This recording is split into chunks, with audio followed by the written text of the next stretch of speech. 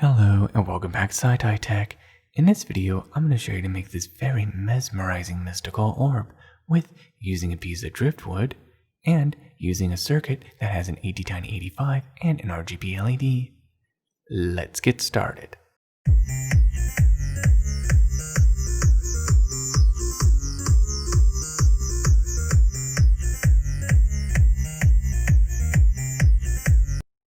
And these are the items that you're going to need to make for this project. The items you're going to need is an RGB LED common cathode, an Attiny85 microcontroller, an 8-pin IC socket holder, a push-button lock switch, a Perfboard, a 3-volt button cell battery, a 3-volt button cell battery holder, and you're also going to need some wire.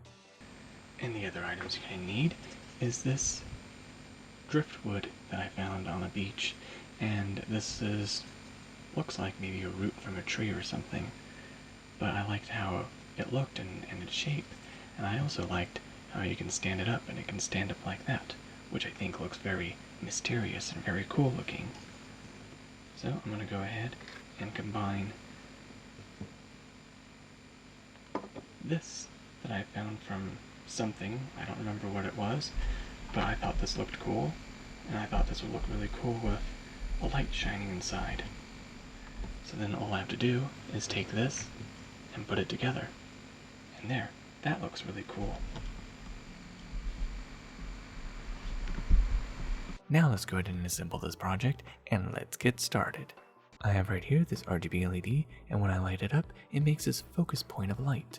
This focus point of light isn't good for this project because it will focus the light in the center of the cube. I need the LED light to disperse more evenly so it lights up the whole entire cube.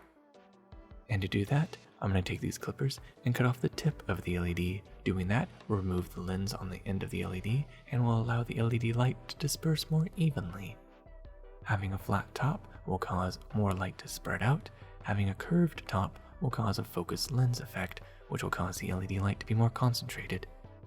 And there, it should look just like this.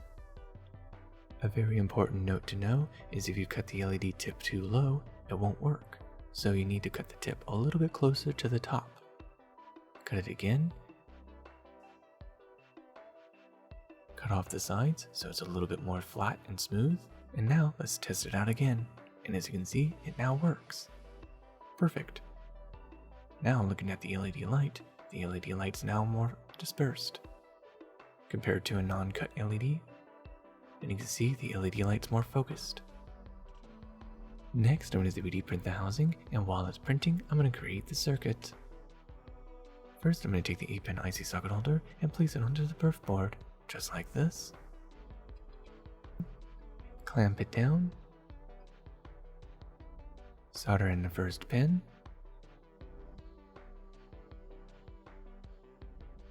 Remove the clamp. Press down on the IC socket holder and remelt the solder so that way it can be flush with the board.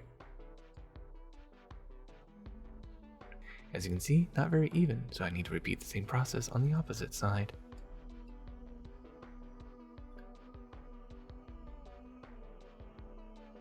There we go, the IC socket holder is now flush with the board. Perfect. Now solder in the rest of the pins.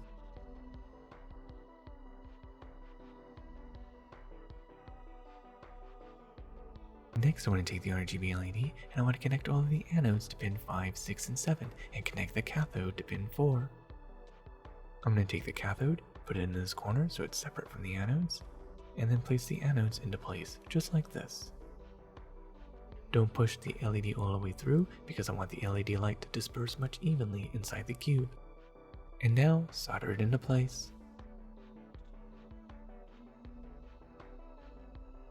Next, I'm going to take the first anode and place it onto pin 5. Cut off the excess. Solder bridge it to pin 5. And now take the third anode and place it over to pin 7.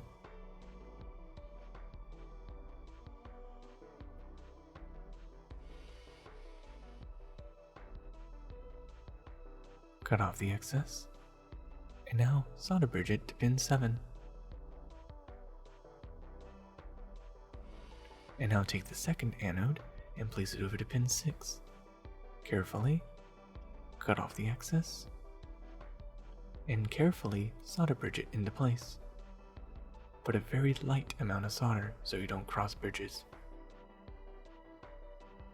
Next, I'm going to bend the cathode lead in this direction, and then carefully bend it into an angle.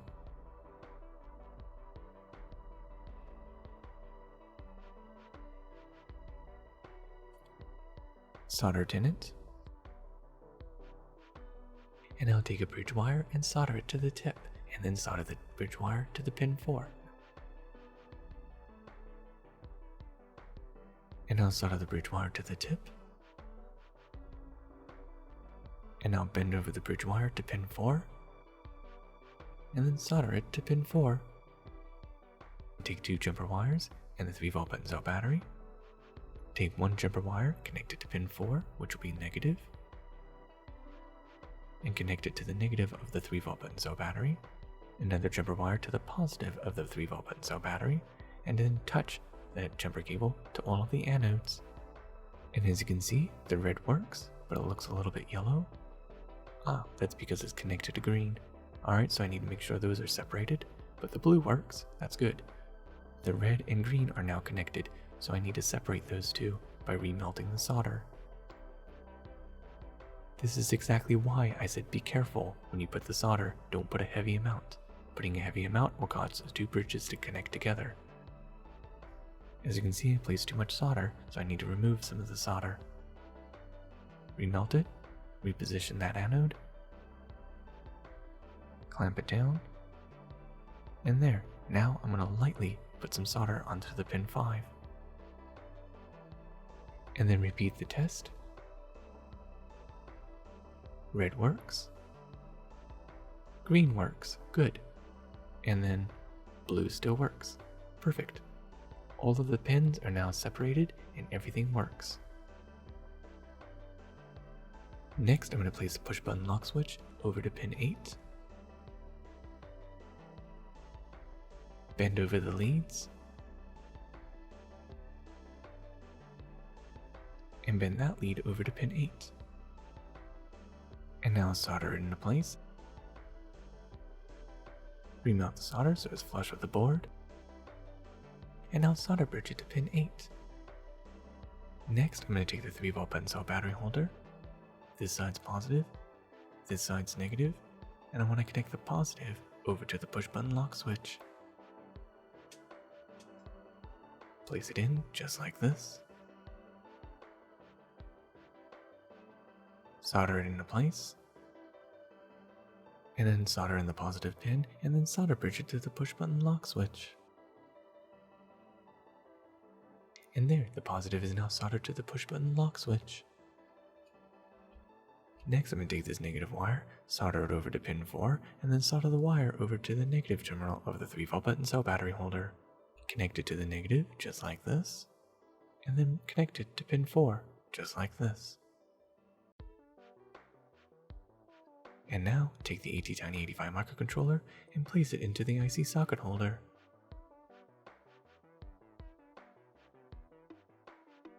And now connect the 3-volt button cell battery. And there, the circuit is now complete. Now, let's go test it out. And there, it works. And down in the description below, I have the code to the Attiny85 microcontroller, so then that way you can make the RGB LED glow like this. Okay, so now I'm going to go ahead and take this circuit, and I'm just going to simply place it right behind, just like this. Place it where the LED is shining directly underneath this little sphere, and it sits down just like that. And looking at it from behind, you won't really notice it.